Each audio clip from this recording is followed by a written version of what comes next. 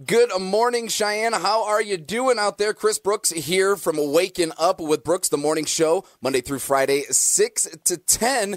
And it is International Women's Day, so we figured we need to recognize some of the amazing women that have made Wyoming so great and wonderful as it is. And plus, Wyoming is the equality state, celebrating 150 years of that. So we got to recognize where we are from, where we're going to, and everything else in between. So I have on the line with us right now Miss Rita Watson from the Wyoming Department of Education. Good morning. Good morning. So I was a little bit hesitant as to how to introduce you because you've had so many titles over the years. What is your actual title as of right now?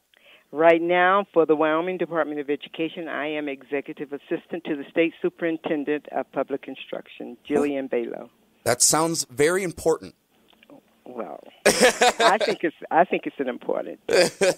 So how long have you been here in Wyoming? In Wyoming, I have been here since August of 1969. So it's been a long time, 49 years.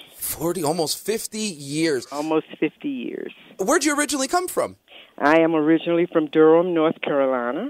Oh, that's funny. I actually worked in Greenville for quite some time. Oh, yes, that's my home state.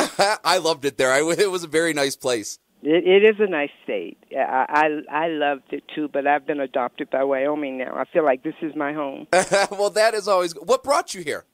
My husband was in the Air Force, and he was assigned to F.E. Warren Air Force Base in Cheyenne. Well, so you've lived in Cheyenne ever since then? Yes. That is, and when you came here, did you have any intentions of getting into the education system? No. When I left Durham, I worked for a home security life insurance company, and I was hoping to be employed by Old Faithful Life Insurance Company here in Wyoming, but that did not work out. So when that did not work out, after being discouraged by so many people, I decided to apply for state government and federal government. And I took the test. Back then you had to take a written test and a typing test, and I took both of them and did quite well on both of them. And the first one to call was Joanne Amon from the Department of Health for the state of Wyoming. And she interviewed me and hired me right away. And I've been with this state ever since. Moved one time from Department of Health to the Department of Education. And then you've just been in it ever since. Yes. They can't get rid of you at this point. Exactly. I love it. I love it. Hopefully they don't want to, but I love what I do. So let me ask, because, we are dealing with everything that we are, and it's International Women's Day. Did you find it hard to get a position as to where you're at right now? Was it because it was a male-dominated world?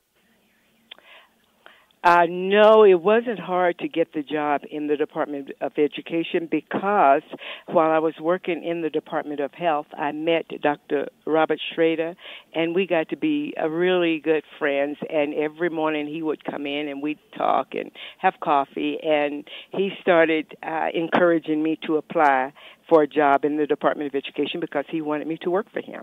So it was quite easy to get the job in the Department of Education. I thought I would have a problem getting a job with the state because I was told that I had a couple of strikes against me, but it wasn't very hard. That's very interesting because it wasn't a time where things were different. Things were different, and the state was not hiring a lot of black people. I think before I started working for the state, they probably had 2 or 3 black people working for the state that I knew of. That's very interesting. So not only were you a woman getting into this, but you were a black woman as well. Exactly. Those were 2 of the things that I had going against me, according to all of the people that I met here when I came. I was living on the base. All of the people that I met here told me that I had the fact that I'm black, I'm female, and military. Those were strikes against me. Military? That I wouldn't get a job, that I should just settle in and be a housewife. But that wasn't me at the time. I haven't talked to you very long, just yesterday and today a little bit, and I could tell that ain't happening with you. No, that's not happening with me. And I would have gotten a job doing something, but I was very lucky to get a job in the state. And after I started working for the state, I think I was working for the state for a couple of months, and then I heard from the federal government, and I had passed the federal exam, and they were going to offer me a job there. But I turned it down because I felt so blessed to be working for the state, and so I didn't want to take a chance on losing that. So your job is executive assistant to the state superintendent. What exactly is it that you do on a daily basis? I do whatever it takes to make the state superintendent look good. I open her mail. I answer her phone. At one time, I was doing her scheduling. I don't do that so much anymore. She has someone else doing that. I do her letters. I just everything, whatever. Whatever it takes to make her, to enable her to do her job. Yes, no, I hear you. Well, I greatly appreciate you coming on with me. We're on with Ms. Rita Watson, doing some great things for the state of Wyoming, the education department for sure. Are you planning on retiring? You're just going to go until the sunset, huh?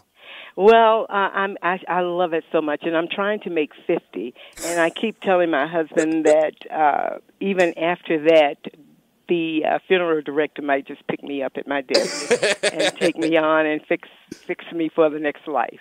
Well, real quick, I just have to ask you this. I know I didn't really brief you, but it just kind of, I was thinking about it. Is there anything you would have inspiring to say to any women out there that are trying to, become a boss or become a CEO, their own business owner, just try to get it because you've had to face these issues? Yes, I would encourage them to get as much education as they possibly can, and to keep going. If you fall, get up. It doesn't matter how many times you've fallen. It matters how many times you get up. Keep going, persevere, and work hard. Well, Ms. Watson, I greatly appreciate your time. I feel like you and I could just sit here probably all day and just tell stories, and it would be a very fun time. I would love that. Thank you so much for calling me. Oh, no problem, Miss Watson. Well, I will let you get back to work, so make sure everybody in Wyoming gets a great education. You make that superintendent look good there. So thank you for your time. Thank you. Thank you. Mm-hmm.